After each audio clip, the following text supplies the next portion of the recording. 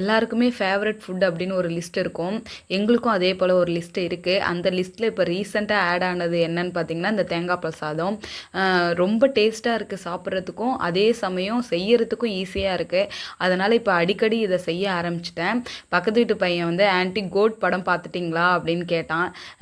யார் படம்டா அப்படின்னு கேட்டேன். என்ன இப்படி பேசிட்டீங்க அப்படின்னு சொன்னான்.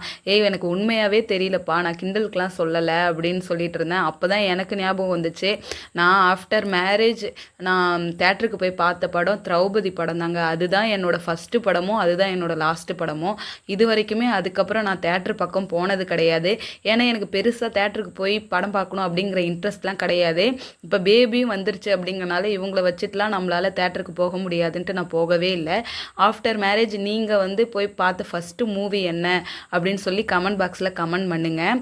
இந்த வீடியோ உங்களுக்கு பிடிச்சிருந்தா லைக் பண்ணுங்கள், கமெண்ட் பண்ணுங்கள், சப்ஸ்கிரைப் பண்ணுங்கள்.